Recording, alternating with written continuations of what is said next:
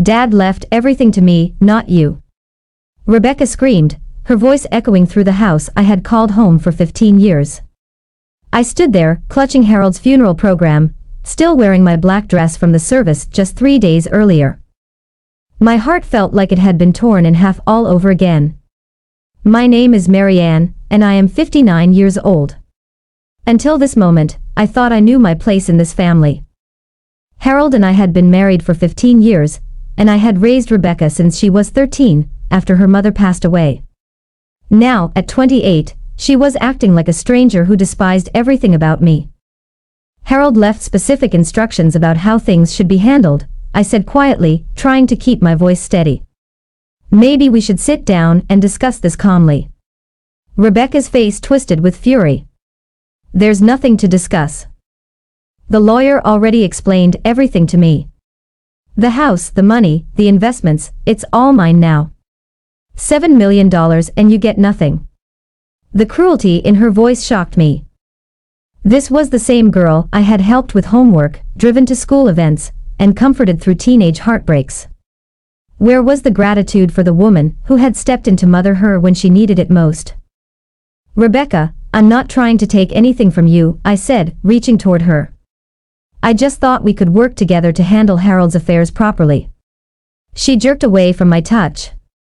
Work together? You were just his second wife. I'm his blood, his real family. You were convenient when he needed someone to cook and clean, but now that he's gone, you're not needed anymore. Her words hit me like physical blows. I had loved Harold deeply, and I thought he had loved me too. We had built a life together, sharing dreams and making plans for the future. I had never thought of myself as just convenient. Your father and I had many conversations about the future, I began, but Rebecca cut me off. Stop calling him my father like you have some claim to him. He's dead now, and his daughter inherits everything. That's how it works in real families. I felt tears welling up in my eyes. But I refused to let them fall in front of her. There was something cold and calculating in Rebecca's expression that I had never seen before. It was as if Harold's death had unleashed a side of her that had been hidden all these years. I think you need to read the will more carefully, I said softly. Rebecca's laugh was sharp and bitter. Oh, I've read it. Everything comes to me. The only thing you need to worry about is finding somewhere else to live. I retreated to the bedroom I had shared with Harold, my hands trembling as I closed the door. The room still smelled like his cologne, and his reading glasses sat on the nightstand where he had left them. 3 days ago, we had been planning a trip to Europe for our anniversary. Now I was being told to pack my belongings and leave. Harold had been a successful financial advisor who built his wealth through careful investments and smart business decisions. When we met at a community theater production 15 years ago, I was a recent widow trying to rebuild my life. He was a single father struggling to raise a teenage daughter while managing his growing business. We found comfort in each other's company and eventually love. Rebecca had seemed to accept me at first. She was grieving her mother's death and needed stability. I tried to fill that role without ever attempting to replace her mother's memory. We shared quiet dinners, shopping trips for school clothes, and late-night conversations about her future. I thought we had built a genuine bond over the years. But looking back now, I wondered if Rebecca had simply been tolerating me while waiting for this moment. Had she always seen me as an intruder in her family? Had every kind gesture been an act? I walked to Harold's desk where he kept important documents. Harold had always been meticulous about legal matters, often spending hours reviewing contracts and financial statements. He frequently mentioned wanting to protect both Rebecca and me, ensuring we would both be cared for after he was gone. You have to understand, he had told me just 6 months ago. Rebecca is young and sometimes impulsive.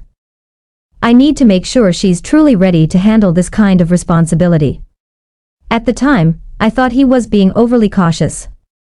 Rebecca worked as a marketing coordinator for a small design firm and seemed to be maturing into a responsible adult.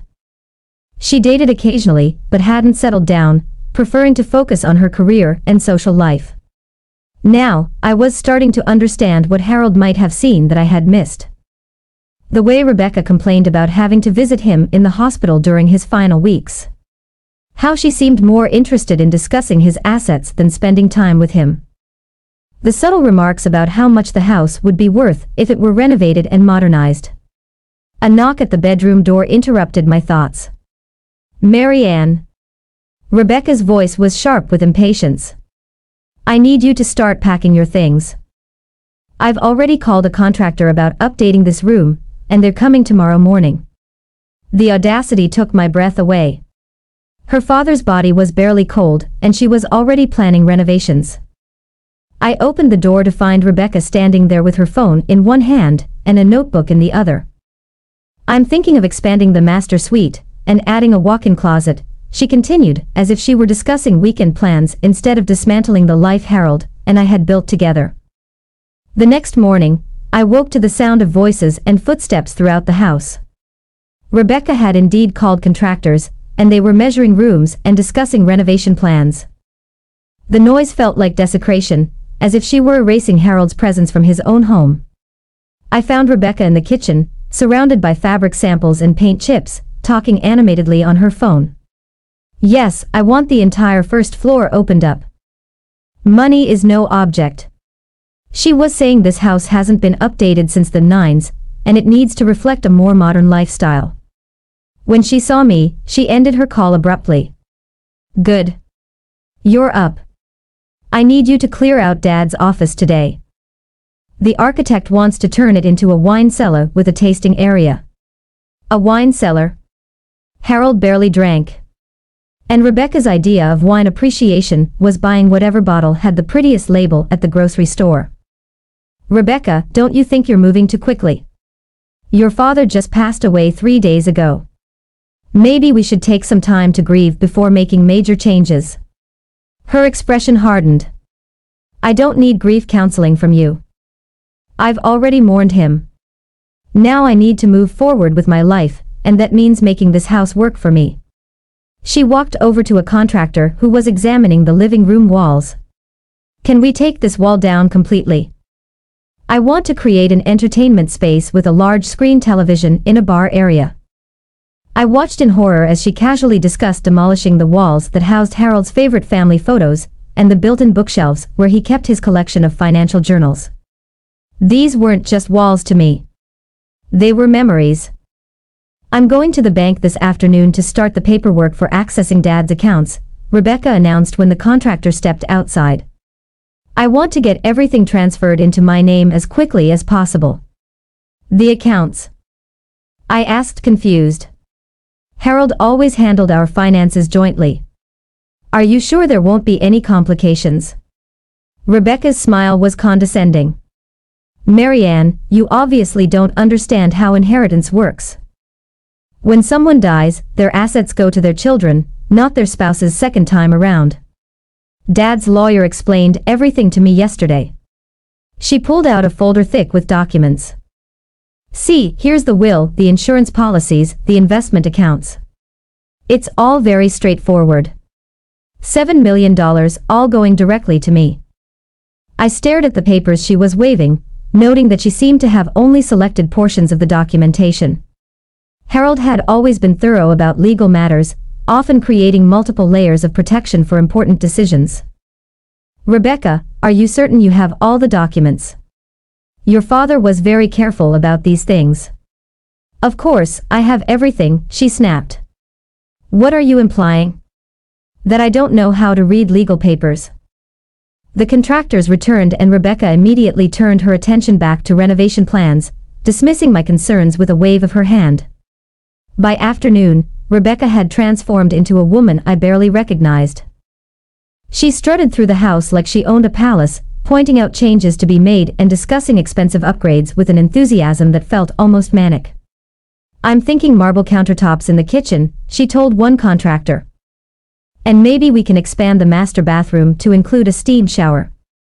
I tried one more time to reach the daughter I thought I knew. "Rebecca, can we please talk privately? I feel like we're both still processing Harold's death, and maybe we're making decisions too quickly."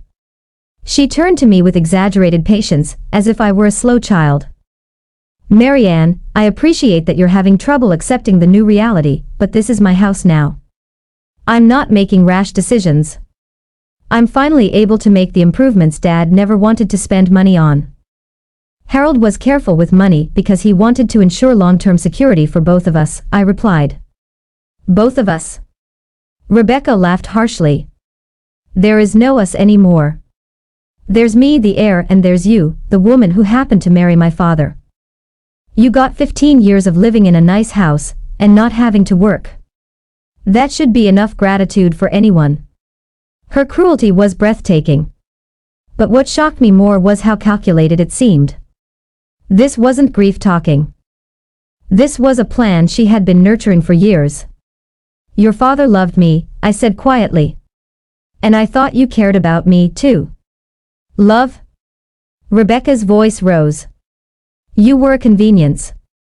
Dad needed someone to cook his meals and keep house while he focused on building wealth for his real family. You played house for 15 years, but the game is over now. She gestured toward the contractors who were pretending not to listen to our conversation. I've got real plans for this place. I'm going to turn it into something worthy of a young professional woman, not some middle-aged widow's cozy nest. The insult stung, but I forced myself to stay calm. What about Harold's wishes? Don't you think we should honor his memory? Honor his memory? Rebecca's laugh was bitter. The best way to honor Dad's memory is to enjoy the wealth he worked so hard to build.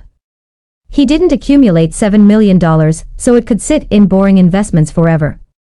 She pulled out her phone and showed me a shopping app with several luxury items in her cart. I'm already looking at a new car. Dad's old sedan is embarrassing. I need something that reflects my new status. I stared at the screen, seeing handbags worth more than most people's monthly salaries and jewelry that cost more than a year of groceries.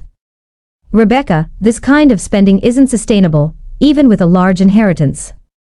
Harold always said, Harold always said, Harold always said, she mocked. Harold isn't here anymore to micromanage every dollar. I'm 28 years old and I deserve to enjoy life while I'm young enough to appreciate it. She scrolled through more expensive items, adding them to her cart with reckless abandon. Besides, $7 million is more money than I could spend in a lifetime, even living luxuriously. I can afford to renovate this house, buy whatever I want, and still have millions left over. I watched her face as she spoke, seeing an excitement that bordered on fever. She wasn't just planning to spend Harold's money. She was planning to waste it in ways that would have horrified him. What if there are conditions attached to the inheritance? I asked carefully. Rebecca's eyes narrowed. What kind of conditions? I don't know, I admitted. But Harold was always careful about financial decisions. It would be unusual for him to leave such a large sum without some kind of oversight. You're just trying to scare me because you're jealous, Rebecca said. But I noticed a flicker of uncertainty in her expression. That evening, Rebecca's plans became even more grandiose. She called friends, inviting them over to celebrate her inheritance and see the house that would soon be renovated into her dream space. I retreated to Harold's office, the one room Rebecca hadn't yet claimed for demolition. Sitting at his desk, I could almost feel his presence. Harold had been methodical about everything, from his morning coffee routine to his investment strategies. The idea that he would leave such a substantial inheritance without careful planning seemed completely out of character. I began looking through his desk drawers, searching for documents Rebecca might have overlooked. Harold kept meticulous records, and I knew he had worked with his attorney recently to update his estate planning. In the bottom drawer, I found a file labeled Estate Planning Confidential. Inside were several documents I hadn't seen before, including correspondence with the law firm of Morrison, Hayes and Associates. One letter dated just 2 months before Harold's death caught my attention. Dear Mr. Harold, it began. Per your request, we have established the Rebecca Trust Fund with the conditions and restrictions discussed in our meeting. The trust will ensure your daughter learns financial responsibility while protecting both her and your spouse's long-term interests. My hands trembled as I read further. The letter detailed a complex trust structure with very specific conditions. Rebecca would not receive direct access to the inheritance until she turned 35. Until then, all funds would be managed by a trustee. And according to the document, Harold had named me as the primary trustee. I could hear Rebecca and her friends laughing loudly in the living room, their voices carrying through the house as they celebrated what they thought was her windfall. "I'm thinking of taking a year off work to travel," I heard Rebecca saying. "Why should I work some boring job when I'm independently wealthy now?" Another voice asked, "Are you sure you want to quit so quickly? What if there are complications with the inheritance?" Complications? Rebecca's laugh was dismissive. "What kind of complications?" "Dead dad, living daughter, $7 million. It's pretty straightforward." I continued reading the trust documents, discovering layer after layer of conditions Harold had put in place. Rebecca would need trustee approval for any expenditure over $500. She would be required to maintain steady employment or pursue education.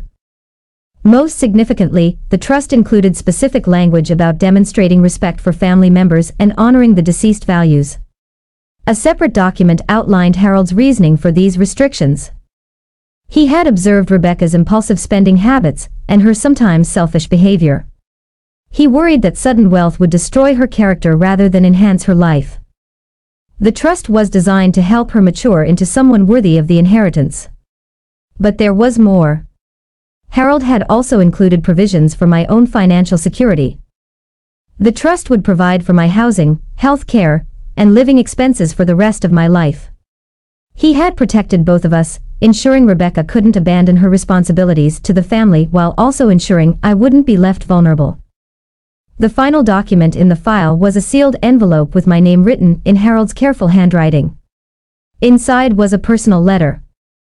"My dear Marianne," it began, "if you are reading this, then I am gone, and Rebecca has probably behaved exactly as I feared she would. I know my daughter and I know she can be cruel when she wants something.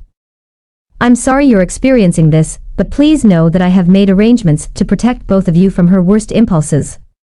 The trust will teach her what I was never able to. That wealth without character is meaningless. Be patient with her, but also be strong. You have more power than she realizes." The next morning brought a phone call that changed everything. I was in the kitchen trying to avoid the chaos of contractors and Rebecca's increasingly elaborate renovation plans when her cell phone rang. "This is Rebecca," she answered cheerfully, clearly expecting more congratulatory calls from friends. But her expression changed quickly from smug satisfaction to confusion, then to alarm.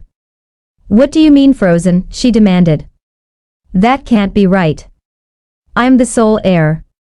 I watched as her face grew pale, then flushed red with anger. "No, you don't understand. My father left me $7 million. I was just at your bank yesterday discussing the accounts." There was a long pause as she listened to whoever was on the other end of the call. "A trust." "What trust?" "The will said, everything comes to me." Another pause. And now Rebecca's hands were shaking. "I need to come in immediately. This is obviously some kind of mistake."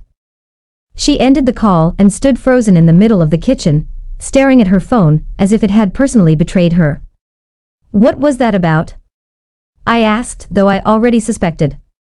Rebecca's voice was barely a whisper. "The bank says the accounts are frozen. They say there's some kind of trust that controls access to the money." She looked at me with wild eyes. "You knew about this, didn't you? That's why you kept asking about conditions and complications." I sat down my coffee cup carefully. "I knew your father was thorough about financial planning. Where are the trust documents?" Rebecca demanded. "I need to see exactly what this means." "I believe they're with Harold's attorney," I replied calmly. Rebecca was already dialing her phone. "Mr. Morrison, this is Rebecca. I need to see you immediately about my father's trust." "What do you mean I should bring Marianne?" She ended the call and stared at me with growing horror. "He says you're the trustee. He says I need your permission to access any significant funds." The contractors chose that moment to return from their lunch break, ready to begin the demolition Rebecca had authorized just hours earlier. Miss Rebecca, one of them called out. Should we start taking down that wall in the living room? Rebecca looked at the contractors, then at me, then back at the contractors. The reality of her situation was starting to sink in. How much is this renovation going to cost? I asked quietly. About $50,000, she whispered. And how much money do you have in your personal accounts? About $3,000. The lead contractor approached us. We'll need the first payment before we start any work. That'll be $15,000. Rebecca's face crumbled as the full weight of her situation became clear. She had quit her job that morning, spent her personal savings on a shopping spree, and committed to expensive renovations she couldn't afford. All based on access to money that was now locked away from her. I need to call them back, she said desperately. There has to be a way to fix this. But I could see in her eyes that she was beginning to understand. The power dynamic she thought she controlled had just reversed completely. She wasn't the wealthy Aries making demands. She was a 28-year-old woman who had just discovered she was entirely dependent on the stepmother she had tried to throw out of the house. The contractors were waiting for an answer. And Rebecca looked at me with something I hadn't seen from her in years. Genuine fear. Marianne. Rebecca's voice cracked as she said my name. We need to talk privately. I nodded to the contractors. Gentlemen, I'm afraid there's been a misunderstanding about the renovation timeline. We'll need to postpone any work until we can sort out the financing. The lead contractor looked confused, but Miss Rebecca already signed the contract and scheduled us to start today. I understand, I said calmly, but circumstances have changed. We'll contact you once we've resolved the financial arrangements. After the contractors left, grumbling about wasted time and delayed projects, Rebecca collapsed into one of Harold's leather chairs. The triumphant, cruel woman from yesterday had been replaced by someone who looked lost and frightened. Tell me exactly what this trust means, she said quietly. I sat across from her. The trust document spread on the coffee table between us. Your father created a structure designed to help you learn financial responsibility. Until you turn 35, I control all access to his estate. 35? Rebecca's voice was barely a whisper. That's 7 years from now. 7 years.